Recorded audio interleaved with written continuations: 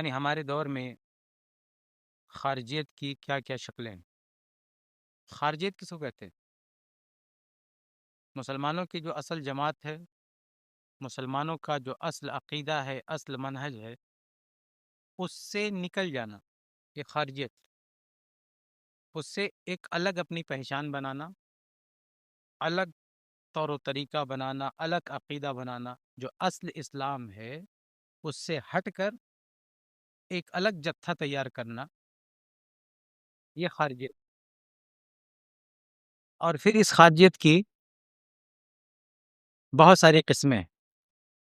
یہ اسلام کے نام پر فرقوں میں سب سے قدیم فرقہ یہی ہے، سب سے پہلے پیدا ہونے والا گروہ یہی ہے، خوارج کا۔ صحابہ رضی اللہ تعالیٰ عنہم کے دور میں اس کا وجود ہوا۔ صحابہ میں سے کوئی خارجی نہیں، معاذ اللہ نہیں، لیکن صحابہ کے دور میں اس کا وجود ہوا، اور وہ اس کی پہلی قسم ہے خارجیت۔ اور آج بھی خارجیت کی اس قسم سے جڑے ہوئے لوگ پائے جاتے ہیں، یعنی اس قسم کی خارجیت آج بھی ہے، اور اس میں اور بھی کئی شکلیں پیدا ہو چکی ہیں۔ تو آئیے ہم دیکھتے ہیں کہ خارجیت کی کیا کیا شکلیں ہیں۔ اس کی سب سے پہلی جو شکل ہے، جو سب سے خطرناک ہے، وہ خونی خارجیت۔ وہ خارجیت جو خون خرابے تک لے جاتی ہے، یعنی انسان کا خون ان کی نظر میں کوئی معنی نہیں رکھتا، اور افسوس کے ساتھ کہنا پڑتا ہے کہ یہ سب کچھ وہ تقوی کی بنیاد پر، یعنی دین کے نام پر ہوتا ہے۔ اللہ کے نبی صلی اللہ علیہ وسلم نے اسی لیے حدیث میں کہا کہ تم ان کی نماز دیکھو گے تو اپنی نماز کو کمتر محسوس کرو گے۔ وہ قرآن پڑھیں گے تمہیں رشک آئے گا کہ کتنے نیک لوگ ہیں، کتنی نماز کی کوالٹی کتنی اچھی ہے، ان کی نماز کی پابندی، قرآن پڑھنا، یہ سب کچھ۔ لیکن نبی نے فرمایا کہ قرآن ان کے حلق سے نیچے نہیں اترے گا، پڑھیں گے لیکن اس کا جو اصل معنی مفہوم ان کے سمجھ میں نہیں آئے گا۔ اللہ کے نبی صلی اللہ علیہ وسلم نے فرمایا کہ یہ لوگ اگر تمہیں مل جائیں تو ان کو چھوڑنا مت، باوجود اس کے کہ وہ بڑے نمازی ہوں گے، قرآن پڑھنے والے ہوں گے، لیکن اللہ کے نبی صلی اللہ علیہ وسلم نے کہا کہ یہ بدترین لوگ، بعض روایت میں آتا ہے کہ کلاب النار ہے، جہنم کے کتے ہیں، کیونکہ یہ اتنی نفرت اس لیے دلائی اللہ کے نبی صلی اللہ علیہ وسلم نے کیونکہ یہ انسانی خون کے ساتھ کھلواڑ کرنے والے ہیں۔ ان کی نظر میں انسانی جان کی کوئی اہمیت نہیں ہے، بلکہ اللہ کے رسول نے بشارت دی اس گروہ کے لیے جو گروہ ان سے قتال کرے گا، جو ان کو ٹھکانے لگائے گا۔ اس کی فضیلت اللہ کے نبی صلی اللہ علیہ وسلم نے بتائی، اور کہا کہ اگر میں اس دور میں رہوں گا تو میں بھی ان سے قتال کروں گا۔ اللہ کے نبی صلی اللہ علیہ وسلم نے کہا کہ میں بھی ان کو نہیں چھوڑوں گا۔ آپ سوچیں کہ کتنی شدید بات کہی اللہ کے رسول نے۔ اس کے برخلاف ایک حدیث دیکھیں آپ، کہ ایک صحابی، آپ نے بار بار سنی ہوگی، ہم تفسیر میں نہیں جائیں گے، اشارہ کر رہے ہیں کہ ایک صحابی تھے، انہوں نے شراب پی لیا، ان کو لایا گیا اور کوڑے مارے گئے، جو اسلام کی سزا ہے شراب کی، وہ ان پہ جاری کی گئی۔ کچھ دن کے بعد پھر پکڑے گئے شراب پیتے ہوئے، پھر لایا گیا، پھر کوڑے مارے گئے۔ تو کسی دوسرے صحابی نے کمنٹ کر دیا کہ لعنت ہو، تو بار بار شراب پیتا، بار بار مارا جاتا، پھر بھی نہیں سدھرتا۔ تو اللہ کے رسول نے کہا اللہ تعالیٰ لعنت مت کرے، فإنہ یحب اللہ ورسولہ، اللہ اس رسول سے محبت کرتا ہے۔ آپ سوچیں کہ شراب پی رہا ہے ایک شخص، ایک شخصیت ہے جو شراب پینے میں ملوث ہے، اور سزا بھی دی جا رہی ہے، لیکن اللہ کے نبی کہہ رہے ہیں کہ ان کو برا بلا مت کو، یہ اللہ اس کے رسول سے محبت کرنے والا ہے۔ اور دوسری طرف اللہ کے نبی خود اپنے منہ سے کہہ رہے ہیں کہ اتنی اعلیٰ کوالٹی کی نماز پڑھیں گے، ہاں، روزے رکھنے والے، قرآن پڑھنے والے، اللہ کے نبی نے کہا کہ ان کو کاٹ ڈالنا، ان کے ساتھ قتال کرنا، ان کو ابھرنے مت دینا، ان کو پاور میں مت آنے دینا، ورنہ یہ خون کی ندیاں بہا دیں گے۔ ذرا کمپیئر کی دونوں معاملات کو، کہ ایک طرف شراب کا معاملہ ہے، لیکن اللہ کے نبی کہتے ہیں اللہ اس کے رسول سے محبت کرا، دوسری طرف نماز پڑھنے والا ہے، اور قرآن پڑھنے والا اللہ کے نبی کہتے جہنم کے کتے. اس سے پتہ چلتا ہے کہ نماز روزے سے دھوکہ نہیں کھانا چاہیے، اسلام کے نام سے دھوکہ نہیں کھانا چاہیے. تو خارجیت کی سب سے جو پہلی اور سب سے بڑی قسم ہے جو خونریز خارجیت ہے، جو خون بہانے میں ذرا بھی رحم نہیں کرتی. علی رضی اللہ تعالیٰ عنہ نے انہی سے قتال کیا تھا. انہوں نے کیا کیا تھا؟ آپ حیران نہیں جائیں گے. اس دور کی بات ہے کہ ایک جو ہے مسلمان سے مسئلہ پوچھتے ہیں، ان کے والد صاحب تھے، صحابی تھے، اور اللہ کے نبی کی حدیث بیان کرتے تھے کہ آپس میں لڑائی مت کرو. تو خوارج یہ آپس میں لڑنے کی بات کرتے تھے. تو دیکھا کہ یہ آدمی جا رہا، ان کو پتا چلا کہ اسی کا باپ ہے جو اللہ کے نبی سے حدیث بیان کرتا ہے کہ آپس میں نہیں لڑنا. تو پکڑا خوارج نے اور کہا کہ کون سی حدیث ہے تمہارے پاس؟ سنایا کہ آپس میں نہیں لڑنا چاہیے. تو ان کو وہیں نہر کے کنارے لٹا کے ذبح کر دیا. ان کے ساتھ ان کی بیوی تھی، اس کو بھی ذبح کر دیا. ان کی بیوی حاملہ تھی، پیٹ میں بچہ تھا، نکال کے بچے کو بھی مار ڈالا. یہ علی رضی اللہ کے دور کا واقعہ ہے. جب یہ بات پتہ چلی علی رضی اللہ تعالیٰ عنہ کی، تو انہوں نے فوراً حکم دیا کہ اب ان کو نہیں چھوڑ سکتے ہم.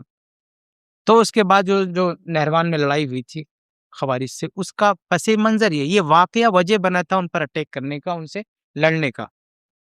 اس سے آپ اندازہ لگا سکتے ہیں کہ درندگی کی کس حد تک یہ لوگ پہنچ جاتے ہیں. یہ نماز پڑھنے والے لوگ، آپ سوچیں کہ یہ تقوی کا اظہار کرنے والے لوگ اس حد تک درندگی کو پہنچ جاتے ہیں کہ اس درندگی میں، خون خرابے میں یہ ثواب تلاش کرتے کہ ہم بہت اچھا کام کر رہے ہیں. حالانکہ قرآن و حدیث میں آپ دیکھیں گے، خود قرآن میں اللہ تعالیٰ نے بلا وجہ کسی کی جان لینے سے کتنی سختی سے منع کیا. سورہ مائدہ میں فرماتا اللہ من قتل نفسا بغیر نفس او فساد فی الارض فکانما قتل الناس جميعا. جو بلا وجہ کسی کو مار دے یا زمین میں فساد برپا کرنے کے لیے، جس کو آج کے زمانے میں کہتے ہیں آتنک مچانے کے لیے، تو اللہ فرماتا ہے کہ گویا کہ اس نے ساری انسانیت کو قتل کر دیا. اور حدیث ہے صحیح بخاری کی کہ اللہ کے نبی صلی اللہ علیہ وسلم فرمایا کہ اجتنبوا السبع الموبقات، کہ 7 بڑے بڑے گناہوں سے بچو. گناہوں کی بھی درجات ہیں، کچھ گناہ چھوٹے ہیں، کچھ بڑے ہیں. بڑے میں بھی درجات ہیں، کچھ کبیرہ گناہ، کچھ اکبر الکبائر، کبیرہ میں بھی بڑے.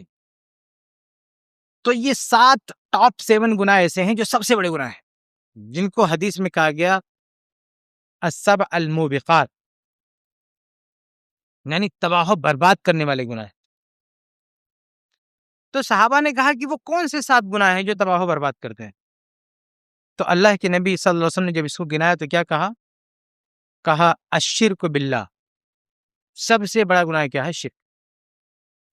اس کے بعد کہا والسحر، دوسرا سب سے بڑا گناہ جادو ہے. ان دونوں کا تعلق عقیدے سے، جادوگر بھی بدعقیدہ ہوتا ہے. اور اس کے بعد یعنی عقیدے سے ہٹ کر جو سب سے بڑا گناہ گنایا وہ کیا کہا کہ وقتل النفس التي حرم اللہ الا بالحق. تیسرے نمبر پر سب سے بڑا گناہ ہے بلا وجہ کسی کو مارنا ہے. آپ سوچیں کتنا بڑا پاپ ہے، کسی کی جان لے لینا تیسرے نمبر پر سب سے بڑا گناہ ہے. بھائی دوسرے کی جان لینا تو دور کی بات ہے، اسلام یہ بھی اجازت نہیں دیتا کہ کوئی اپنی جان لے لے، جس کو خودکشی کہتے ہیں، آتم ہتیا، سوسائڈ. بڑی سخت سزا بتائی گئی ہے آخرت میں جو خودکشی کر لے. ایسے شخص کی نماز جنازہ اچھے لوگ نہیں پڑھتے ہیں جو خودکشی کر لے. تو آپ سوچیں کہ اپنی جان کو بھی کوئی نہیں لے سکتا، اسلام نے اس کی بڑی مذمت کی. تو دوسرے کی جان مارنا آپ اندازہ کریں کتنا بڑا پاپ ہوگا. آدم علیہ السلام کے پہلے بیٹے نے صحیح بخاری کی روایت ہے قتل کیا. اب قیامت تک جتنا بھی قتل ہوگا اس کو بھی گناہ جائے گا، لأنه اول من سن القتل، کیونکہ وہ پہلا شخص ہے جس نے قتل کو رواج دیا ہے. اتنا بھیانک گناہ ہے قتل، اور یہ خارجی قوم اس کو بہت ہلکے میں لیتی. کسی کو مار دینا، کسی کی جان لینا اپنے ایجنڈے کو پرموٹ کرنے کے لیے، اپنی آئیڈیالوجی کے پرچار کے لیے کسی کی جان لے لینا، یہ ان کا دھرم ہے. اللہ کے نبی صلی اللہ علیہ وسلم اور یہ اسلام کو بھی بدنام کرتے ہیں، ان کی وجہ سے اسلام بھی بدنام ہوتا ہے، کیونکہ اسلام کا نام لیتے ہیں۔ حالانکہ ہمارے نبی صلی اللہ علیہ وسلم انسانی جانوں کی کتنی حفاظت کرنے والے تھے، کتنے دردمند تھے، کتنی فکر کرنے والے تھے۔ اندازہ کریں آپ کہ ہر نبی کو اللہ رب العالمین دعاؤں کا ایک کوٹا دیتا ہے کہ اگر نبی دعا کرے گا تو اللہ لازمی طور پر اسے قبول کرے گا۔ یعنی کچھ دعائیں ایسی ہیں کہ اگر نبی مانگ لے اللہ سے تو اللہ دینا ہی دینا اس کو۔ تو ہمارے نبی صلی اللہ علیہ وسلم کے پاس ایسی دعاؤں کا جو کوٹا تھا، آپ نے اسے کہاں استعمال کیا؟ مسند احمد وغیرہ کی، صحیح مسلم کی روایت ہے، مسند احمد کی روایت ہے، اللہ کے رسول نے فرمایا کہ وَسَأَلْتُهُ أَلَّا يُهْلِكَ أُمَّتِي بِالْغَرْقِ فَأَعْطَانِيهَا۔ اللہ تعالیٰ سے ہم نے دعا کیا کہ اللہ میری امت کو ایک ساتھ ہلاک نہیں کرنا، دریا میں ڈوبو کے یا کسی عذاب دے کے۔ پرانی قوموں میں کیا ہوتا تھا؟ جب اللہ تعالیٰ کا عذاب آتا تو ایک ساتھ سب ختم، پوری قوم ختم، جو اچھے ہیں مومنین نے ان کو چھوڑ کے باقی سب کو مٹا دیا، قوم لوط، قوم نوح وغیرہ وغیرہ سب کو۔ کہ نبی نے سمجھایا ان کو، اب جتنے لوگ سمجھے، اب جب عذاب کا وقت آیا تو جو مومنین تھے ان کو چھوڑ کر ایک کو بھی نہیں بچنا، سب کو مرنا ہے۔ تو ہمارے نبی نے کہا اے اللہ ہماری امت کے ساتھ ایسا نہیں کرنا، میری امت کو مہلت دے، وہ گرچہ عذاب کی مستحق ہوں لیکن ان کو مہلت زیادہ دے، ایک ساتھ سب کو ہلاک نہیں کرنا۔ یہ وجہ نبی کی دعاؤں کا یہ اثر ہے، نبی کی دعاؤں کا یہ احسان ہے پوری انسانیت پر کہ آج اتنا بڑا بڑا کان کر کے سیو ہے، یعنی مہلت اللہ دے رہا ہے۔ آج لوگ کہتے ہیں نا کہ اتنا بڑا بڑا اتیاچار ہو رہا ہے، اللہ کی مدد کیوں نہیں آ رہی ہے؟ اور اللہ کے بندو، اللہ کے نبی نے دعا کی ہے کہ ان کو ایسا نہیں پیٹنا جیسے پہلے کو ہوا تھا، ورنہ پہلے جو جرم آج ہو رہا ہے، پرانی قوموں نے یہ جرم کیا تو بچے نہیں ہو، اللہ نے پیٹ پاٹ کے رکھ دیا اللہ تعالیٰ نے، لیکن اس قوم کو مہلت دی ہمارے نبی کی دعا کی بدولت۔ یہ ہمارے نبی انسانی جانوں کی فکر کرنے والے۔ ایک اور حدیث ہے نا کہ اللہ کے نبی سم جب تبلیغ کرنے کے لیے، صحیح بخاری کی حدیث ہے، آپ سب جانتے ہیں، طائف میں جب آپ گئے تبلیغ کرنے کے لیے، سمجھانے کے لیے، اور لوگوں نے الٹا پتھر مارا، اور یہ اللہ کے نبی صلی اللہ علیہ وسلم کی زندگی کا ایسا دن تھا جس دن سب سے زیادہ آپ پر چوٹ لگی تھی مکہ میں۔ آپ کو اس سے پہلے ایسا تجربہ نہیں ہوا تھا، اتنا زیادہ تکلیف نہیں پہنچی تھی، آپ کا جسم دہلان ہو گیا تھا۔ یہ منظر دیکھنے کے بعد اللہ رب العالمین نے، انہوں نے اللہ کے رسول نے جب دیکھا کہ اتنا یہ لوگ ہم کو ستا رہے ہیں، مار رہے ہیں، تو ایسے آسمان کی طرف اللہ کے نبی نے آنکھ اٹھائی، تو ایسے آنکھ اٹھائی، دیکھے فرشتہ حاضر ہے اوپر، کیا کہتا ہے؟ ان اللہ قد سمع قول قومک، کہ نبی آپ کی قوم نے جو کہا آپ سے اللہ نے سن لیا، وما ردوا علیک، آپ کے ساتھ جو سلوک کیا اللہ نے دیکھا ہے۔ آپ یہ نہ سمجھے کہ اللہ تعالیٰ کو معلوم ہے، اللہ کو سب معلوم ہے لوگ کیا کر رہے ہیں۔ اب اللہ آپ کو کیا موقع دے رہا ہے وہ دیکھو۔ فرشتہ کہتا ہے کہ وقد بعث، جبریل السلام کہتے ہیں وقد بعث الیک ملک الجبال، جبریل السلام کہتے ہیں کہ دیکھو یہ پہاڑی فرشتہ اللہ نے آپ کے پاس بھیجا ہے، لتأمروا، آپ اسے آرڈر کریں، اسے حکم دیں، یہ فرشتہ ان لوگوں کو جنہوں نے آپ پر کنکر پتھر پھینکے ہیں، اس کا جواب آپ پہاڑ سے دے سکتے ہیں۔ وہ لوگ کنکر پتھر مار رہے تھے نا نبی پر، اور نبی کے ہاتھ میں پہاڑ دے دیا گیا، پوری پہاڑی اٹھا کے پٹک سکتے تھے، پس جاتے ہو، ہڈیوں کا سرما بن جاتا۔ لیکن کیا اللہ کے رسول نے یہ طاقت استعمال کی؟ اللہ کے رسول نے کیا کہا کہ فرشتے نے کہا کہ ذالک فیما شئت، اے نبی آپ ایسا کہیں، ابھی 2 منٹ میں ہم ان کا قصہ ختم کریں، آپ اشارہ کریں۔ اللہ کے رسول نے کہا کہ بل ارجو ان یخرج اللہ من اسلابهم من یعبد اللہ وحدہ لا شریک له ولا یشرک به شیئا۔ اللہ کے رسول نے کہا کہ اگر یہ لوگ میری بات نہیں مانتے، ہدایت میں نہیں آتے، نہ آئیں، ان کی مرضی، لیکن ان کی جو اولاد آنے والی ہے، ان کے جو بچے پیدا ہوں گے، ہو سکتا ہے وہ بات مان لیں۔ تو اگر آج ان کو میں مار دوں تو ان کی آنے والی اولاد اس دنیا میں نہیں آ پائے گی۔ تو آپ سوچیں کہ جو نسل ایگزسٹ نہیں کرتی ہے، اللہ کے نبی اس کی حفاظت کر رہے ہیں، اس کے بارے میں سوچ رہے ہیں کہ اگر انہوں نے غلطی کیا ہے، ان کی اولاد کیوں ماری جائے؟ یہ ہمارے نبی ہیں جو انسانیت کی اتنی قدر کرنے والے ہیں، اتنا سوچنے والے ہیں. آپ سوچیں، ایک اور حدیث ہے نا مسند احمد کی، قریش نے ایک بار آ کے اللہ کے نبی صلی اللہ علیہ وسلم سے کہا، کیا کہا؟ کہا کہ یہ جو صفا پہاڑی ہے، اللہ تعالیٰ سے دعا کریں. کہا ادعو لنا ربک ان یجعل لنا الصفا ذهبا. اے محمد آپ اپنے رب سے دعا کر دیں کہ جو صفا پہاڑ ہے یہ سونے کا بن جائے. سونے کا بن جائے گا ہم آپ پر ایمان لے آئیں گے. نؤمن بک، ہم آپ پر ایمان لے آئیں گے. قال وتفعلون، ہمارے نبی صلی اللہ علیہ وسلم نے کہا کیا واقعی ایسا تم لوگ کرو گے؟ یعنی اگر اس پہاڑ کو سونے کا بنا دے تو سب کے سب ایمان لاؤ گے؟ ایمان لانے کا مطلب یہ کہ سب جہنم سے بچ جائیں گے. تو اللہ کے نبی کو بڑی خوشی ہوئی. تو بہت چھوٹی سی بات ہے، اگر یہ پہاڑ سونے کا بن جاتا ہے اور اس کے بدلے میں اتنے لوگ آگ سے بچ جاتے ہیں، جہنم سے بچ جاتے، تو اس سے بہتر کیا ہے؟ چنانچہ فدعا، اللہ کے نبی نے دعا کر دی. اللہ کے نبی نے دعا کے لیے ہاتھ بڑھا دیا. کیا اللہ تیرے لیے کون سی بڑی بات ہے؟ تو پوری کائنات کا خالق ہے، اس پہاڑ کو سونے کا بنانا کون سی بڑی بات ہے؟ اتنا تو کر دے، اتنے لوگ جہنم سے بچ جائیں گے. تو اللہ تعالیٰ نے کیا جواب دیا؟ اللہ تعالیٰ نے کہا، جبرائیل علیہ السلام کو بھیجا اور کہا ان شئت اصبح لهم الصفا ذهبا. اللہ کہتا ہے اے نبی ایک بار آپ نظر ثانی کر لیں اپنی دعا پہ. اگر آپ اپنی دعا کو باقی رکھتے ہیں تو ہم ابھی ایک لمحے میں اس پورے پہاڑ کو سونے کا بنا دیں گے. اللہ تعالیٰ نے کہا کہ آپ ایک بار غور کر لیں، سوچ لیں.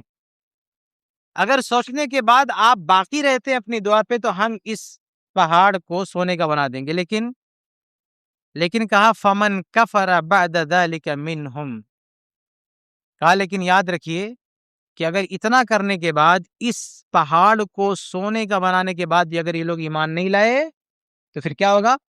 فرمایا کہ عذبتہ عذابا لا اعذبہ احدا من العالمین. کہا کہ ہم انہیں ایسا عذاب دیں گے کہ آج تک دنیا میں کسی کو عذاب نہیں دیا.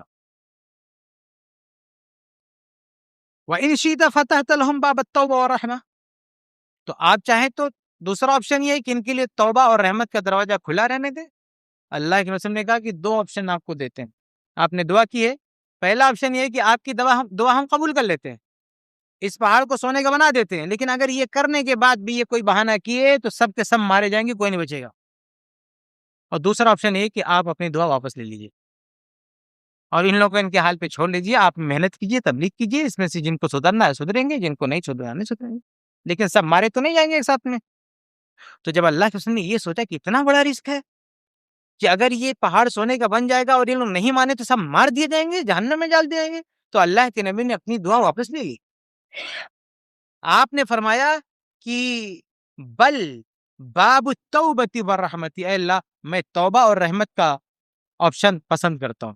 ان کے لیے توبہ کا دروازہ کھلا رکھ، رحمت کا دروازہ کھلا رکھ. ہم کو یہ دعا نہیں چاہیے، ہم کو یہ سونے کا پہاڑ نہیں چاہیے. یہ کیوں؟ کیونکہ ان کی جان نہ چلی جائے، یہ مارے نہ جائیں. اللہ کے رسول کا مقصد یہ نہیں تھا کہ کسی کی جان لیں، جان کی حفاظت آپ کا مقصد تھا. حجۃ الوداع کے موقع پر اللہ کے نبی نے جو خطبہ دیا، جو آخری خطبہ تھا، یعنی اسلام مکمل ہو چکا ہے، دین مکمل ہو چکا ہے، آخری پیغام. اسلام کا مطلب کیا ہے؟ مومن کا مطلب کیا ہے؟ ہمارے نبی صلی اللہ علیہ وسلم یہ آخری پیغام دے رہے. تو اس خطبے میں کیا کہا الا اخبرکم بالمسلم، کیا اے لوگوں کیا میں تمہیں مسلمان کے بارے میں نہ بتاؤں؟ مسلمان کس کو کہتے ہیں؟ کہا المسلم من سلم الناس من لسانہ و یدہ، مسلمان وہ ہے جس کے ہاتھ سے، جس کی زبان سے دوسرے مسلمان محفوظ رہے.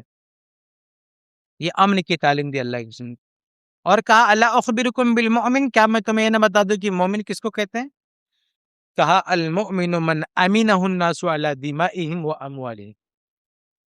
کہا مومن وہ ہے کہ جس سے لوگوں کا مال اور ان کا خون، یعنی ان کی جان محفوظ رہے، امن میں رہے. تو آپ بتائیے، پوری تعلیمات آپ دیکھیں گے اللہ رسول کی امن کی، انسانی جانوں کی حفاظت کی، انسانی جانوں کی قدر و قیمت کی. بلا وجہ کسی کو نہ مارنے کی، کسی کو قتل نہ کرنے کی. اور یہ فرقہ خارجیت کا یہ اتنی بڑی تعلیم پہ پانی پھیر رہا، اتنی آیات اتنی احادیث کو خاطر میں نہیں لا رہا. کسی کو مار دیں، ایسے تمہاری بات نہیں مانتا اس کو مار دو، آپ جان سے مار دو اور تم کو ثواب ملے گا. لا حول ولا قوت الا باللہ. اتنا بڑا گناہ کرنے کے بعد آدمی کس طرح سے کرپٹ ہو چکا. تو یہ سب سے بدترین خارجیت ہے کہ آدمی اپنی بات منوانے کے لیے قتل کرنے لگے. جو میں نے واقعہ سنایا صرف ایک بات پر، وہ بھی حدیث سنایا، اللہ کے اس شخص نے حدیث سنایا لیکن انہوں نے مار دیا جان سے.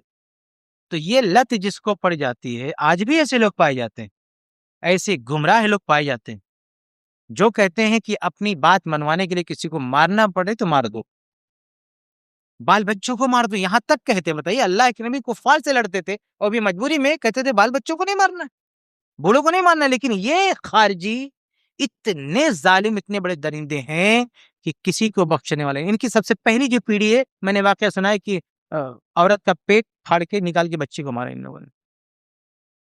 ان کی روش پہ جو چلے گا، آپ سوچیں کتنا بڑا درندہ ہوگا، پوری دنیا کے لیے کتنا بڑا خطرہ ہوگا یہ. تو یہ بہت ہی خطرناک لوگ ہیں. ایسے لوگوں سے چوکنا رہنا چاہیے میرے بھائی، جو اس طرح کی خارجی. نوجوانوں کو، جتنے بھی نوجوان ہیں 20 25 30 سال کے، نیا خون نیا جوش، وہ ان کے شکار ہوتے ہیں. اللہ کے رسول نے نشانی بتائیے کہ جو خوارج ہوں گے یہ کم عمر ہوں گے. جو 40 50 سال کا ہو جاتا ہے، اس کو تجربہ ہو جاتا ہے، اس کو تھوڑی سمجھ آ جاتی، عقل آ جاتی، اس کو بیوقوف بنانا آسان نہیں. لیکن یہ نونہال بچے، چھوٹے موٹے بچے، ان کا دماغ خراب کر کے ان کو خود کش حملہ کرنے پر بھی جو ہے آمادہ کر دیا. یہ سب سے بدترین خارجیت ہے کہ یہ سمجھ لینا کہ ہم صحیح ہیں، باقی کوئی صحیح نہیں ہے، اور جو صحیح نہیں ہے اس کو مارنا ہے. یہ پاور ان کو کس نے دیا؟ یہ حق ان کو کس نے دیا؟ تو اللہ، اس کے رسول نے، اللہ کے رسول نے اپنی احادیث میں ایسے خوارج کی شدید مذمت کی ہے، اور ان کے ساتھ کسی بھی رواداری کا جو ہے کوئی درس نہیں دیا. سختی سے پیش آنے کے لیے کہا ہے کہ ایسے لوگوں کے ساتھ سختی سے پیش آؤ، کیونکہ ان کا علاج، ان کو کھلا چھوڑ دیا آپ نے تو یہ بہت خون خرابہ مچائیں گے. تو میرے بھائیو، ایسے لوگوں سے چوکنا رہنا چاہیے. ایسے خیال کا، ایسی فکر کا کوئی بھی شخص رہے، کسی بھی نام پر، وہ لوگ، دیکھیے میں نے بتانا، میں پھر دہراتا ہوں کہ ان کی کچھ باتیں آپ کو بہت اچھی لگے گی، نماز کی باتیں، قرآن کی باتیں، امت کی مدد کی باتیں، لوگوں کی حمایت کی باتیں، ایسی ایسی باتیں کریں گے ایسا لگ رہا کہ قوم کے سب سے بڑے ہمدرد ہیں، آپ کو ظلم سے بچانے کے لیے کام کرے. لیکن بچائیں گے نہیں، الٹا آپ کو ظلم کی چکے میں پیس دیں گے، الٹا آپ کے بعد بال بچوں کو مروا دیں گے، خود مریں گے، آپ کو بھی ماریں گے لوگ. اس لیے ان کے جھانسے میں کبھی نہیں آنا. یہ انتہائی بدترین لوگ. آگے بڑھتے ہیں. خارجیت کی جو دوسری شکل ہے وہ ہے تکفیری خارجیت. یعنی یہ اپنے علاوہ کسی کو مسلمان ہی نہیں سمجھتے. وہ جو علی رضی اللہ عنہ کے دور میں تو ان کا بھی یہ معاملہ تھا، وہ صحابہ کو کافر کہتے تھے، معاذ اللہ. علی رضی اللہ تعالیٰ عنہ کی تکفیر کرتے تھے اور کہتے تھے کہ جو انہوں نے حکم بنایا تھا نا، جو علی معاویہ رضی اللہ عنہ کے بیچ میں لڑائی ہوئی تھی، تو حکم بنایا گیا کہ ایک تیسرا فریق ہے، دونوں میں صلح کرائے. تو کیا کہتے ہیں؟ ان الحکم الا للہ، فیصلہ تو اللہ کا ہوگا. یہ لوگ کون ہوتے فیصلہ کرنے والے؟ آپ سوچیں کہ علی رضی نے کہا تھا کلمۃ حق ارید بها الباطل، کہ بات ان کی سچی ہے لیکن اس کا غلط استعمال کرو. اب دیکھیے، قرآن کے نام پر کہہ رہے ہیں کہ یہ جو خون خرابہ رک رہا ہے اس کو نہیں رکنے دیں گے، اور اتنی سی بات کی وجہ سے ان کی تکفیر کر دیا، کیا کہ تم جو ہے کافر ہو گئے. تو عبداللہ بن عباس رضی اللہ عنہ کو جواب دیا تھا قرآن ہی سے، کیا کہ یہ تو دو گروہوں کا مسئلہ ہے نا، دو جماعت آپس میں لڑ رہی، صلح کرانے کی بات ہے. یہاں قرآن کہتا ہے میاں بیوی میں جھگڑا ہو جائے تو ایک تیسرا فریق بٹھا دو صلح کرانے کے لیے. تو عبداللہ ابن عباس نے کہا کہ اسی قرآن میں اللہ تعالیٰ کہتا ہے کہ میاں بیوی کا جھگڑا ہو، تیسرا بٹھاؤ صلح کرنے کے لیے، تو کیا قرآن کے علاوہ کسی اور کو، اللہ کے علاوہ کسی اور کو حاکم بنا لیا؟ اس پر ان کا منہ بند ہو گیا. خوارج کی بولتی بند ہوگی. کتنا 2000 خوارج نے توبہ کر لیا جب عبداللہ ابن عباس نے کہا کہ تم علی رضی کو کافر کہتے ہو کہ انہوں نے حکم بٹھا دیا، یا اللہ نے بٹھایا حکم میاں بیوی کے بیچ میں، تو اللہ کے بارے میں کیا فیصلہ کرو گے تم؟ علی کافر ہو گئے حکم بٹھا کے، اور اللہ نے حکم بٹھایا کہ میاں بیوی کے جھگڑے میں تیسرا فریق بٹھا دو، وہ صلح کرائے گا. اللہ کے بارے میں کیا ہوگا؟ چپ، زبان بند ان کی، کوئی جواب نہیں تھا ان کے پاس. اور عبداللہ ابن عباس کی تقریر سن کے 2000 خاطی توبہ کر لی. سمجھ میں آ گیا کہ یہ معاملہ ہے. تو یہ تکفیر ان کی جو ہے عادت ہے. آتا جاتا کچھ نہیں ہے، علم ان کے پاس نہیں رہے گا، سب کو کافر بنائیں گے. یہ کافر ہے، یہ کافر ہے، یہ کافر ہے. اور کافر کہنے کے بعد ان کی جان مال کی کوئی ویلیو ان کی نظر میں نہیں ہے، کیونکہ ان کا پہلا اسٹیج وہی ہے. یہ ہمدردی دکھاتے ہیں مسلمانوں سے، کہتے ہیں ہم مسلمانوں کے ہمدرد ہیں، مسلمانوں کے مسیحا ہیں. تو پھر جب کسی کو مارنا ہوگا، قتل کرنا ہوگا، تو کیا کریں گے؟ پہلے اس کو کافر بنائیں گے. آپ ان سے پوچھیں گے کہ بھئی آپ لوگ اتنے لوگوں کو مار رہے ہو، تو کہیں گے یہ لوگ مسلمان نہیں ہیں، مسلمانوں کو ماریں گے. بھائی یہ مسلمانوں کا قتل کریں گے، اور آپ اگر ان سے سوال کرو کہ بھئی ان مسلمانوں کو کیوں مار رہے ہیں، تو یہ کہیں گے یہ مسلمان ہیں ہی نہیں، یہ تو کافر ہیں. تو یاد رکھنا میرے بھائیوں کہ کسی کو کافر کہنا کوئی کھیل نہیں ہے، بہت بڑی ذمہ داری کی بات ہے. اگر کسی سے کوئی کفریہ کام ہو بھی گیا تو بھی ڈائریکٹ اس کو کافر نہیں کہا، تو سمجھایا جاتا ہے. اللہ کے نبی صلی اللہ علیہ وسلم کے سامنے جو نئے نئے مسلمان ہوئے تھے بعض صحابہ، کچھ ایسی بات کہہ دی جو کفریہ تھی، لیکن اللہ کے نبی ان کو کافر نہیں کہا، نہ دوبارہ ایمان کلمہ پڑھوایا. جیسے ایک روایت ہے نا کہ اللہ کے نبی جا رہے تھے، ترمذی وغیرہ کی روایت ہے، تو ایک درخت کے پاس طواف کر رہے تھے مشرکین. تو جو نئے نئے مسلمان ہوئے تھے انہوں نے کہا اللہ کے رسول ہمارے لیے بھی اجل لنا ذات انوات، ہمارے لیے بھی ایسا درخت بنا دے، ہم بھی طواف کریں گے. یہ بات تو کفریہ ہے. تو اللہ کے رسول نے کہا کہ تم لوگوں نے تو وہی بات کہی تھی جو موسیٰ علیہ السلام کے ساتھیوں نے کہی تھی کہ وہ بچڑے کی پوجا کر رہے تھے، تو ساتھیوں نے کہا کہ ہمارے لیے بھی ایک بچڑا بنا دے، ہم بھی پوجا کریں گے، یعنی شرک. تو سمجھایا کہ بھئی یہ اسلام میں اس کی گنجائش نہیں ہے. اللہ کے نے پیارا محمد سمجھا، ان کو کافر نہیں کہا. ٹھیک، تو حالانکہ بات کفریہ ہے، بات کفریہ ہے، لیکن نہ سمجھی میں انہوں نے کہہ دیا، اللہ نے سمجھا دیا، بات ختم. لیکن اتنی سی بات پر ان لوگوں کے یہاں سیدھا کفر کا گولا لگے گا، وہ تو کافر ہو گیا، پھر سے کلمہ پڑھے. اتنے ظالم لوگ ہیں یہ کہ یہ اپنے علاوہ یہ بظاہر آپ کو اپنی میٹنگ میں بلائیں گے تو کہیں گے ہم مسلمانوں کے ہمدرد ہیں، لیکن اندر سے کسی کو مسلمان نہیں سمجھتے، سب کو کافر سمجھتے ہیں. وہ سمجھتے ہیں ہم ہی صرف جو ہے مسلمان ہیں. تو یہ تکفیری خارجیت ہے کہ ہر ایک کو کافر کہنا، کافر کے کھیل کھیلنا، کفر کے گولے برسانا ایک دوسرے پہ، یہ خوارج سے کام ہے. یہ صحابہ کرام کا سلف کا منہج نہیں ہے کہ آپ ہر ایک کو کافر کہتے تھے. جو کافر ہوگا سمجھایا جائے گا، اور بہت کچھ سمجھانے کے بعد حجت قائم کرنے کے بعد نہیں مانا، اس کی تکفیر کی جائے گی، اس کو کافر کہا جائے گا. لیکن ایسے ہی آپ بیٹھے بیٹھے کسی کو کافر بول دو، اس کی گنجائش نہیں. جو اس طرح کی روش پر ہے سمجھ جاؤ وہ خارجی ہے. آگے بڑھتے ہیں. خارجیت کی ایک تیسری شکل ہمارے یہاں پائی جاتی ہے، سیاسی خارجیت. یعنی کچھ لوگوں کا کہنا ہے کہ ان کا سارا فوکس صرف حکومت پر ہے، سارا فوکس حکومت پر ہے، حکومت الہیہ کے نام سے. اور جو ان کی یہ بات نہیں مانتا ہے اس کو یہ سچا پکا مسلمان نہیں سمجھتے. ان کی نظر میں آدمی صحیح مسلمان تبھی بنے گا جب حکومت کے ساتھ حکومت بنا کے رہے گا تب. یہ کتنی خطرناک سوچیا کہ بغیر حکومت کے مسلمان ہی نہیں ماننے. یعنی ایک آدمی کو مسلمان ہی نہیں مان رہے ہیں کیونکہ ان کے معیار پر اسلامی حکومت نہیں ہے. سب کا دماغ خراب کرو، پھر سب کو خون خرابے کی طرف لے جائیں گے. وہ جو پہلی قسم کی میں نے خارجیت بتائی اس کیٹیگری میں لے کے ڈال دیں گے. یہ کہہ کے کہ اسلامی حکومت نہیں، اسلامی حکومت چاہیے. اقامت دین کب ہوگا؟ جب اسلامی حکومت لائیں گے تب. حالانکہ اس دنیا میں اللہ تبارک و تعالیٰ نے ایک ضعیف روایت کے مطابق 1,24,000 انبیاء بھیجے، اس سے بھی زیادہ بھیجے، کیونکہ قرآن میں اللہ نے کہا کہ ہم نے نہیں بتایا کتنے بھیجے، وہ تو کم سے کم تعداد ہے. اتنی تعداد میں انبیاء آئے، اس میں کتنے لوگوں کے پاس حکومت تھی؟ مشکل سے 3-4 آپ نام لے سکتے ہیں. داؤد علیہ السلام، سلیمان علیہ السلام، یوسف علیہ السلام. یہ کچھ انبیاء ہیں جنہوں نے حکومت کی ہے. ہمارے نبی صلی اللہ علیہ وسلم نے بھی حکومت کی ہے. باقی سارے انبیاء کے پاس حکومت نہیں تھی. تو کیا انہوں نے دین کا کام نہیں کیا؟ کیا اقامت دین ان کے پاس نہیں تھا کیونکہ ان کے پاس حکومت نہیں تھی؟ تو یہ بہت بڑی حماقت ہے کہ یہ کہہ دینا کہ جب تک حکومت نہیں ہوگی جب تک دین قائم نہیں ہوگا. استغفر اللہ. بلکہ مودودی صاحب نے تو لکھ دیا کہ یہ روزہ، نماز، یہ سب تو ٹریننگ ہے اصل دین کو قائم کرنے کے لیے. یعنی حکومت کو دین بنا دیا اللہ کے بندے نے. بتاؤ، وہ سب کو گمراہ کر دیا. یعنی نماز روزہ جو اصل دین ہے. بلکہ ایک جگہ لکھا اس شخص نے کہ لوگوں کو غلط فہمی ہو گئی، وہ کہتے ہیں کہ اسلام کی بنیاد 5 چیزوں پر ہے، روزہ، نماز، حج، زکوٰۃ وغیرہ، جبکہ یہ غلط ہے. اسلام کا اصل بنیاد ہے حکومت. کتنا بڑا گپ ہے، سوچیے. صحیح بخاری، صحیح مسلم اور تمام مشہور کتب حدیث میں حدیث موجود ہے، بنیاد اسلام والا خمس، اسلام کی بنیاد 5 چیزوں پر ہے. لیکن یہ شخص انتہائی ڈھٹائی کے ساتھ کہتا ہے کہ نہیں، اسلام کی بنیاد تو حکومت ہے، یہ سب تو ٹریننگ کورس ہے، یعنی نماز روزے کی کوئی حیثیت ہی نہیں، یعنی حکومت کو سر پہ سوار کر لیا، اس کے علاوہ کچھ ہے ہی نہیں اس کے نظر میں. آپ سوچیے، جبکہ اللہ کے نبی صلی اللہ علیہ وسلم کی حدیث ہے کہ دین پر، یہ دین جو ہے وہ ہمیشہ رہے.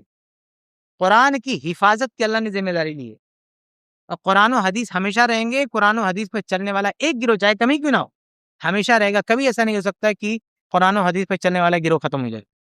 لیکن خلافت کے بارے میں کہا کہ خلافت رہے گی، اور پھر وقت آئے گا چلی جائے گی، پھر آئے گی پھر جائے گی. یعنی حکومت آتی جاتی رہے گی، لیکن دین آتا جاتا نہیں رہے گا.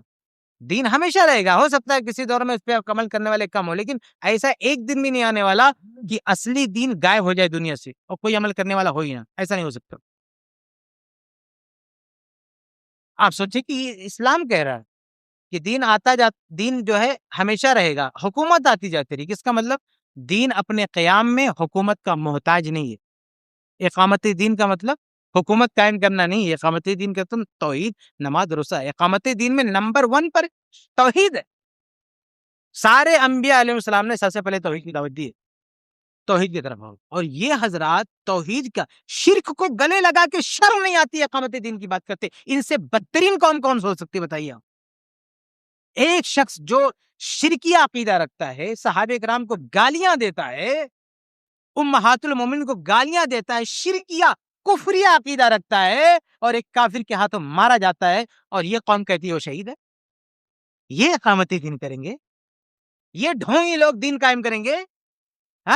جو شرکیہ اعمال کرنے والے، کفریہ اعمال کرنے والے صحابہ، ہماری ماں کو گالیاں دینے والوں کی موت پر شہادت کا ڈنگا بجاتے ہیں، یہ دین قائم کریں گے؟ کتنا بیوقوف بنائیں گے لوگوں کو، بتائیے. ان کی اوقات ہے دین قائم کرنے کی، انہوں نے اصل توحید کو نکال کے باہر پھینک دیا. نماز روزہ ان کی نظر میں کوئی ہے کہ حیثیت نہیں. حکومت، اور وہ بھی کون سی حکومت؟ جو ہوا میں ہے. ارے ان کا معیار حکومت تو ایسا ہے کہ عثمان بن عفان بھی پورے نہیں اترتے. ان کا معیار حکومت ایسا ہے کہ علی رضی اللہ عنہ بھی پورے نہیں اترتے. مودودی نے علی کو بھی غلط کہا، ان کو بھی نہیں چھوڑا. ان کا معیار حکومت ایسا ہے کہ امیر معاویہ پورے نہیں اترتے. تو بتائیے کون سی حکومت کریں گے؟ یہ کیا معیار ہے؟ جب صحابہ ان کے معیار پہ پورے نہیں اترے تو باقی کون ان کے معیار پہ پورے اتر سکتے ہیں میرے بھائی؟ تو یہ خارجیت کی ایک شکل ہے، حکومت الہیہ کے نام سے صرف حکومت کی بات کرنا، اور باقی توحید، نماز، روزہ، ان ساری چیزوں کو پیچھے ڈھکل دینا کہ اس کی کوئی ویلو نہیں، اس کی کوئی اہمیت نہیں. اس پہ بات کرنے والوں کو فتنہ کہتے ہیں. توحید کی بات کرنے والوں کو مسلکی، یہ مسلکی اختلاف ہے، یعنی شرک، بدعت، یہ مسلکی بات ہے. اور یہ جو اسلام میں ہے نہیں، جو قرآن میں نہ حدیث میں، حکومت الہیہ کہیں پہ بھی نہیں ہے، اس کو لا کے لانچ کیا، اپنے ذہن سے پیدا کر کے ایک معیار حکومت کھڑا کیا. ان کے معیار پر صحابہ بھی پورے نہیں اترتے، اور کہتے ہیں یہ اصل دین ہے، یہ اقامت دین ہے. نہیں، یہ اقامت دین ہے. اقامت دین توحید ہے. بلکہ قرآن میں جو طاغوت ہے وہ اس کا سب سے پہلا مصداق شرک ہے. اور یہ بیوقوف لوگ جو اسلامی حکام ہیں ان کو کہتے ہیں طاغوت ہے. ارے طاغوت تو تیرا باپ ہے جس کو تو شہید کہتا ہے. طاغوت تو وہ لوگ ہیں جو ازواج مطہرات کو گالیاں دیتے ہیں، جو شرک میں ڈوبے، وہ طاغوت ہے. اور یہ ان کو چھوڑ کے اسلامی حکام کو طاغوت بولتے ہیں.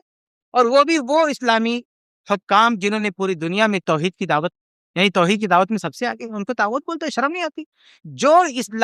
جو کسی ملک کا حکمراں شرک کے اڈے قائم کرتا ہے، شرکیہ رسم و رواج میں، اس کو جا کے گلے لگاتا ہے. اور وہ اسلامی حاکم جو توحید کی دعوت دیتا ہے، جس ملک میں شرک کا ایک اڈا نہ ہو، جس ملک میں ایک بت نہ ہو، جس ملک میں ایک بھی مزار نہ ہو، یہ اس کو گالیاں دیں گے؟ بتائیے آپ. میں نے ابھی آپ کو حدیث سنایا نا کہ ایک صحابی نے شراب پی لیا، جب ان کو لان تان کیا تو اللہ کے نبی نے کہا وہ اللہ ایک سے محبت کرتا ہے، اس کو مت بغلاؤ. کہتے ہیں وہ لوگ شراب پیتے ہیں. اللہ کے نبی نے شراب پینے والے کو کہا کہ وہ اللہ سے محبت کرتا ہے. لیکن یہ نبی نے کہا یہ خوارج، یہ نماز پڑھیں گے، یہ قرآن پڑھیں گے، تم رش کرو گے، لیکن یہ جہنم کے کتے. خبر ہے؟ فرق یہ ہے کہ ٹھیک ہے ہر آدمی کے اندر برائیاں ہوتی ہیں، لیکن توحید ہے ان کے پاس، سب سے بڑی دولت توحید ہے. لیکن یہ یہ پیار محبت کی بات ہے، لیکن شرک کے اڈے کا میں مزار ہے، شرک ہے، ہر طرح کی گندگی ان کے یہاں، اور یہ ان کے گلے کے ہار بنائے گئے ان کو. یہ سب سے بدترین خارجیت ہے میرے بھائیوں. پہچانو توحید ہی سب سے پہلے، اس کے علاوہ کچھ نہیں. آپ کی ساری بھاگ دوڑ بیکار ہے. صحیح مسلم کی حدیث ہے نا کہ ایک شخص نے ماں بدل جونی نے تقدیر کا انکار کیا، تو لوگ عبداللہ بن عمر کے پاس ہے، صحیح مسلم کی حدیث ہے، کہا کہ وہ شخص تو بڑا اچھا ہے لیکن وہ تقدیر کا انکار کر رہا ہے. تو عبداللہ بن عمر رضی اللہ عنہ نے کہا کہ لو ان لأحدهم مثل احد ذهبا، مسلم کے الفاظ ہیں، یہ جو تقدیر کا انکار کرتے ہیں نا، ان لوگوں کے پاس اگر احد کے پہاڑ کے برابر سونا ہو، اور یہ سونا لوگوں کی بھلائی کے لیے رفاہی کاموں میں خرچ کر دیں، تو اللہ تعالیٰ اسے قبول نہیں کرے گا حتی یؤمن بالقدر، جب تک یہ تقدیر پر ایمان نہیں لائیں گے. یہ ایمان عقیدے کی یہ پہلو ہے. یہ صحابی کہہ رہے ہیں کہ یہ تقدیر کا انکار کر رہا ہے.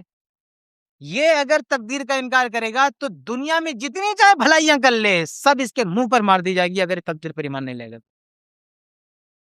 تو توحید اگر نہیں ہے تو آپ کی سارا کار خیر، ساری بھلائیاں سب بیکار ہے.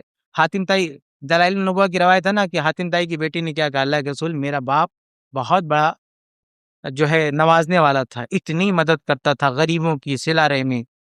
تو اللہ کے نبی نے کہا کہ واقعی تمہارے ابا کی جو صفات تھی مومنوں کی صفات ہے، لیکن اگر وہ توحید پہ ہوتا تو آج ہم بھی اس کے لیے دعا کرتے. لیکن حاتم طائی کے لیے اللہ کے نبی نے دعا نہیں، اس کی بیٹی کی گزارش پر بھی. حاتم طائی کی بیٹی مسلمان ہو گئے، تو ان کی بیٹی نے کہا میرے ابا تو بہت نیک آدمی تھے.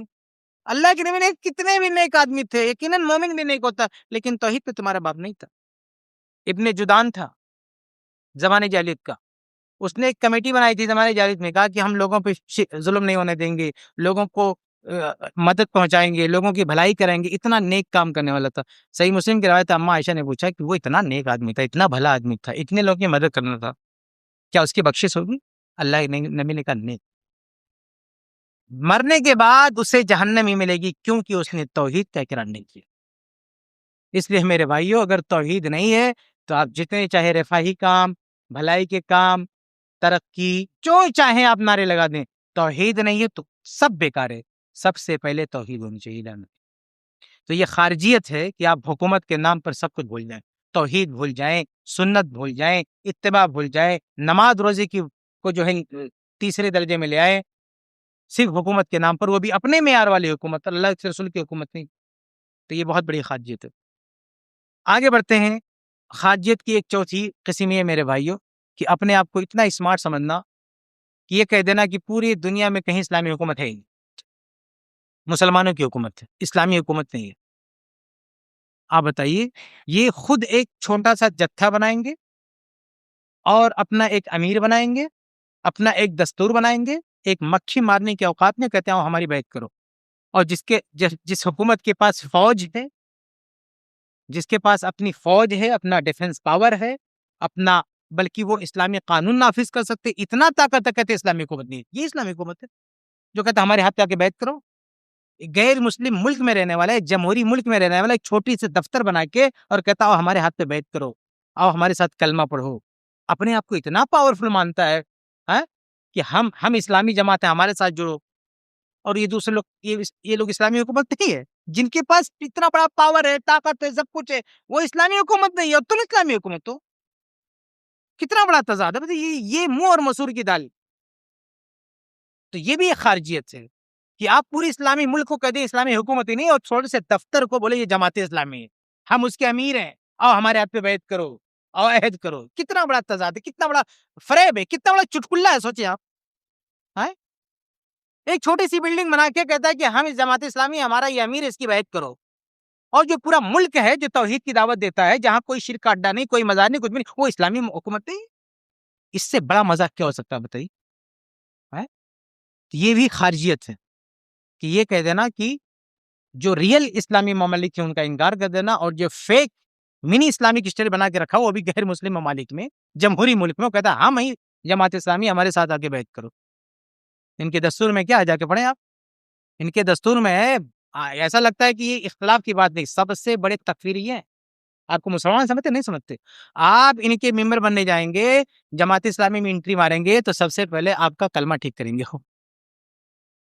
آپ جا کے پریکٹس کر کے دیکھ لیں. وہ آپ کے سامنے دستور رکھیں گے، بتائیں گے کہ ہمارے یہاں کلمے کا یہ مطلب ہے، اس کا یہ مطلب ہے، اب آپ شپت لیجیے، آپ شپت لیں گے تب آپ ان کے ممبر بنیں گے۔ آپ سوچیں کتنا بڑا مذاق ہے یہ کہ آپ کو مسلمان ہی نہیں سمجھ رہے ہو، کلمہ پڑھیں گے تب جا کے اس کے ممبر بنیں گے۔ ہمارے یہاں یو پی میں کچھ بریلوی لوگ ہیں، وہ جب شادی ہوتی ہے نا تو دلہے سے کہتے ہیں کلمہ پڑھ، نکاح پڑھانے سے پہلے اس کو کلمہ پڑھاتے ہیں۔ ایسے ہی جماعت اسلامی والے اپنا ممبر بنانے سے پہلے کلمہ پڑھاتے ہیں، یعنی آپ کو مسلمان نہیں سمجھتے ہیں، یہ لالی پاپ دیتے ہیں کیا مسلمانوں کے خیر کرنا، وہ اندر سے آپ کو مسلمان ہی نہیں مانتے۔ ان کے اسلام کو قبول کرو گے تب، ان کا اسلام اسلام ہے، ان کی حکومت چھوٹی سی آفس ان کی حکومت ہے، اور یہ آئے ہیں کسی ایک پورے اسلامی ملک کو کہنے کے لیے کوئی اسلامی ملک نہیں ہے۔ تو یہ خارجیت کی بدترین شکل ہے، ایسے لوگوں سے ہوشیار رہیے۔ آگے بڑھتے ہیں، وقت نہیں ہے، بہت ساری چیزیں میں نے نوٹ کی تھی، لیکن میں ایک اور چیز ہے ان کی بدترین خارجیت ہے کہ دیکھو ہمارے اسلام میں قرآن حدیث کے بعد صحابہ کا سب سے بڑا درجہ، یہ ہماری جان ہے، صحابہ ہمارا ایمان ہے۔ ہم اپنے آپ کو کہتے ہیں اہل سنت والجماعت، والجماعت سے ہمارا جماعت صحابہ، یہ ہمارا عقیدہ۔ لیکن یہ لوگ، یہ خارجی صحابہ کرام کو برا بلا کہتے ہیں، صحابہ کرام پر نقد کرتے ہیں، وہ صحابہ جن کے اندر صحابہ کو لے کے کیٹیگری بناتے، کہتے ہیں یہ حق پر کی، معاویہ حق پر کی، علی حق پر، جبکہ صحابہ کے بیچ میں نہ عقیدے کا اختلاف ہے، نہ اتباع کو لے کے اختلاف ہے، نہ سنت کا اختلاف ہے، ان کا عقیدہ ایک، سب سنت اہل سنت ہیں، سب اہل اتباع ہیں، سب کا منہج ایک، سب ایک ہے۔ پولیٹیکل اختلاف ہوا وہ بھی کچھ دن کے لیے، وہ بھی ختم ہو گیا۔ لیکن یہ لوگ کیا کہیں گے؟ یہ لوگ کہیں گے کہ آج کوئی قبر کی پوجا کرتا ہے، کرتے رہو اپنے گھر پہ، اسے لینا دینا، آؤ ہماری جماعت میں شامل لے جاؤ۔ شرک کرتے ہو، بدعت کرتے ہو، کرتے رہو، نو پرابلم، آؤ ہمارے ساتھ شامل لے جاؤ، سب کو اکٹھا کریں گے۔ یعنی آج کے مسلمانوں کا جو اختلاف شرک اور توحید کا ہے، کہتے ہیں بھول جاؤ، سنت اور بدعت کا کہتے ہیں بھول جاؤ، اتباع تقلید کا کہتے ہیں بھول جاؤ، ہر طرح کی خرافات بھول جاؤ، اور ایک پلیٹ فارم پر امت بن کے اکٹھا ہو جاؤ۔ اکٹھا ہو کے کیا کرنا ہے؟ صحابہ کی غلطیاں نکالنا ہے، خلافت و ملکیت بانٹنا ہے۔ یہ لوگ صحابہ کہتے غلط تھے، ایک طرف معاویہ، ایک طرف علی، یہ حق پر، یہ باطل پر۔ آپ یہ بتائیے، مذاق نہیں ہے؟ یعنی تم شرک و بدعت میں بٹے ہوئی ہو اور کہتے ہو کہ ہم ایک پلیٹ فارم پہ اکٹھا ہوں گے، اور صحابہ کو اکٹھا نہیں ہونے دو گے جن کے اندر کوئی شرک نہیں ہے، کوئی بدعت نہیں ہے، تھوڑی دیر کے لیے اختلاف ہو ابھی ختم ہو گیا۔ ارے بھائی وہ جنگ میں اتر گئے ایک دوسرے کے خلاف، اور جب پوچھا جاتا تھا علی رضی اللہ عنہ سے کہ یہ جو مخالف قتل ہوئی ہیں ان کا انجام کیا، علی کہتے تھے جنتی ہیں، معاویہ بھی ان کو جنتی مانتے تھے۔ اتنا اختلاف ہونے کے بعد بھی ایک دوسرے کو جنتی مانتے تھے، اور یہ منحوس جماعت کہتی ہے کہ وہ حق پر نہیں تھے، ان میں سے ایک گروہ حق پر تھا، دوسرا گروہ حق پر نہیں تھا، اور تو کہتا ہے شرک کو بھول جائیں، خبر پوچھتا رہے، نو پرابلم، ایک پلیٹ فارم پہ اکٹھا ہوتے، یعنی تم متحد ہو، صحابہ متحد نہیں ہوئے۔ یہ کتنی بدترین خارجیت ہے، سوچے۔ تو ان کا ڈھونگ ہے کہ ہم اتحاد کی بات کریں، اتحاد نہیں، یہ آج کے کرپٹ لوگوں کو اکٹھا کر کے وہ صحابہ کے جو کریم لوگ تھے، ہمارے اسلاف تھے، ان کی ذات پر کیچڑ اچھالتے ہیں لوگ، ان کو گالیاں دیتے ہیں لوگ، اور ان میں حق اور باطل کی تقسیم کرتے ہیں۔ اپنی تقسیم جو شرک و بدعت کی ہے اس کو مٹاتے ہیں، اور صحابہ کی تقسیم کرتے ہیں کہ وہ حق پر تھے، باطل پر تھے، جبکہ وہ صحابہ سب کے سب حق پر تھے، اس میں کوئی باطل پر نہیں تھا نا۔ تو یہ بہت بدترین خارجیت ہے میرے بھائی۔ آگے بڑھتے ہیں، ایک دو چیز اور پیش کر کے بات ختم کروں گا۔ ایک اور جو ہمارے یہاں ایک خارجیت کی شکل ہے میرے بھائیوں، اس کو آپ کہہ سکتے ہیں کہ علمی اعتبار سے خارجیت کہ ایک طبقہ ایسا ہے جو علماء سے کوئی مطلب ہی نہیں رکھنا چاہتا، وہ اپنے آپ کو اتنا اسمارٹ سمجھتا ہے کہ ہم علماء کے بغیر جو چاہیں بن سکتے، اپنے آپ کو علمی کتابی کہتا ہے۔ پرانے زمانے میں جو لوگ کسی کو جرح کرنا ہوتا تو کہتے تھے کہ یہ صحفی ہے، یعنی اس کا کوئی استاد نہیں ہے، یہ گمراہ کر دے گا۔ اور آج ایسا زمانہ ہو گیا ہے کہ ایک آدمی اپنے آپ کو کتابی بول کے فخر کر رہا ہے۔ اس زمانے میں کوئی اپنے آپ کو کتابی نہیں بولتا تھا، بلکہ کسی کا اسٹیٹس گرانا ہوتا تھا، کسی کو مجروح کرنا ہوتا تھا تو محدثین کہتے تھے صحفی ہے، یعنی اس کا کوئی استاد نہیں، کتابوں سے پڑھ لا، بچ کے رہنا۔ اور آج کا ایک جاہل کھڑا ہو کے کہتا میں کتابی ہوں، اور لوگ اس کے پیچھے دوڑنا شروع کر دیتے ہیں۔ صحیح بخاری کی حدیث ہے، ان اللہ لا ينتزع العلم، لا يقبض العلم ينتزع من العباد، اللہ تعالیٰ علم کو ایسے نہیں اٹھائے گا کہ بندوں کے سینوں سے چھین لے،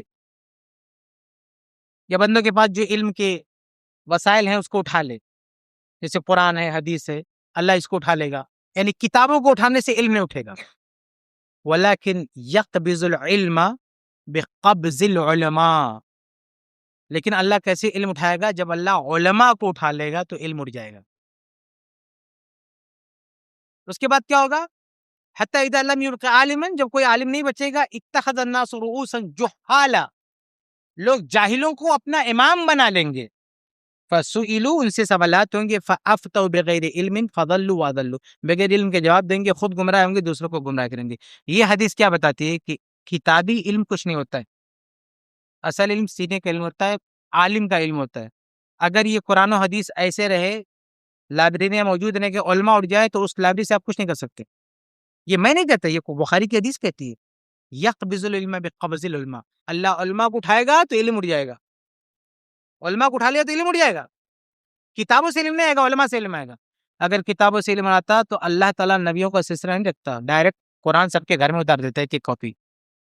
لیکن نہیں، اللہ تعالیٰ نے ایک نبی کو چنا، اسے قرآن دیا اور کہا آپ سب کو بتاؤ گے. پھر اللہ کے نبی نے صحابہ کی ٹیم تیار کی، علماء کی، ان کو ذمہ داری آپ آگے لوگوں کو سکھاؤ گے. اور اسی وقت سے یہ روایت آج تک 1400 سال سے چلی آ رہی ہے کہ علم علماء کو دیا جاتا، علماء آگے دوسرے علماء پیدا کرتے، وہ اور علماء پیدا کرتے، وہ ایک دوسرے کو بتاتے. یہی علم ہے. کتابی علم کوئی علم نہیں ہے، یہ اصل علم علماء کا علم ہے. علماء اٹھا لیں گے تو یہ رہے. تو یہ خارجیت سے اپنے آپ کو اس روایت سے باہر لے جانا، یہ بدترین خارجیت ہے. اور اپنے آپ کو یہ سمجھنا کہ ہم ہدایت پر ہیں. بہت سارے بھولے بھالے نوجوان جو اس باریکی کو نہیں سمجھتے، وہ سمجھ رہے ہیں وہ کتاب پڑھ رہا ہے، دلیل دے رہا، اس کی بات حق ہے. نہیں، وہ عالم نہیں ہے. اور دنیا کی کسی بھی فیلڈ میں کتابوں کا کوئی اعتبار نہیں. آج پوری دنیا میں کوئی ایسا ڈاکٹر جانتے جو کالج نہیں گیا، پڑھا نہیں، پریکٹس نہیں کیا، صرف کتاب پڑھ کے اتنا بڑا اسمارٹ ہو گیا کہ لوگوں نے اسے او ٹی میں ایکسیپٹ دیا، کسی کا آپریشن کرا، سرجری کرا؟ ایسا کہ آپ نے دیکھا؟ نہیں ہو سکتا. ایسا کسی بھی فیلڈ میں ایسا نہیں ہو سکتا. اس میں کیسے ہو سکتا ہے؟ بلکہ لوگ اتنے جری ہو جاتے کہہ دیتے ہیں کہ اسلام میں علماء اور غیر عالم کی کوئی کیٹیگری نہیں، ہر کوئی عالم ہے. ہر کوئی عالم ہے. تو پھر اللہ حدیث میں کیا ہے؟ اللہ بقبض العلماء، اللہ علماء کو اٹھائے گا تو علم اٹھ جائے گا. تو اگر ہر کوئی عالم ہوتا تو علماء کو اٹھانے کیا مطلب؟ سب کو اٹھا لیا. بلکہ وہ جو حدیث ہے، یہ لوگ کہتے ہیں نا کہ ہر جگہ کہ ہم بھی عالم ہیں، کوئی یعنی ہر مسلمان عالم ہوتا ہے. کیا کہتا ہے؟ ہر مسلمان عالم ہوتا ہے. ہر مسلمان عالم ہوتا ہے، لیکن وہ جو حدیث ہے بخاری مسلم کی کہ اللہ تعالیٰ قیامت کے دن 3 لوگوں کو سب سے پہلے جہنم میں ڈالے گا، اس میں سے ایک عالم ہوگا. جب یہ حدیث آتی ہے تو کہتے ہیں اس عالم سے مراد وہ مسجد والا مولوی ہے. جب جہنم میں جانے کی بات ہوتی ہے تو عالم کا خود ہی بٹوارا کر دیتے ہیں. اور جب فضیلت آتی ہے قرآن حدیث میں کہ عالم کی یہ فضیلت، تو کہتے ہیں ہم بھی اس میں انکلوڈ ہیں. یہ صرف مسجد مدرسے والے علماء نہیں، ہم بھی شامل ہیں. اور جب جہنم میں جانے کی بات آتی نہیں، یہ لوگ جائیں گے سب سے پہلے جہنم میں. ہاں، تو خود اپنے منہ سے اعتراف کر لیا نا کہ علماء کی الگ کیٹیگری ہے. تو بھائی علماء وہ ہیں جو دین کی مہارت رکھتے ہیں، ایڈوانس لیول کا ان کا علم ہوتا ہے. وہ ذمہ دار ہوتے ہیں دین سکھانے کے. اللہ کے نبی کو اللہ نے چنا دین سکھانے کے لیے. ایسے قرآن آپ کے ہاتھ میں نہیں دے دیا. ایسے کتابی مسلمان ہونا ممکن ہوتا تو اللہ تعالیٰ کتابی دے دیتا نا سب کے ہاتھ میں. ہاں، سب کے ہاتھ میں کتاب دے دیتا. اس کتاب کا کوئی مطلب نہیں، کوئی پڑھانے والا نہیں. قرآن نے عیسائیوں کو، یہودیوں کو کیا کہا پتہ ہے؟ اہل کتاب کہا. یا اہل الکتاب، اے کتابی لوگ. وہ کتابی ہیں کیونکہ ان کے پاس کوئی اب سکھانے والا نہیں ہے. اب صرف کتاب بچی، وہ اہل کتاب ہیں. کتابی کون ہے؟ یہودی. کتابی کون ہے؟ عیسائی. مسلمان کتابی نہیں ہے. مسلمان نبی کو ماننے والا، صحابہ کو ماننے والا، علماء کو ماننے والا. اور یہ بے شرم کہتا میں کتابی ہوں.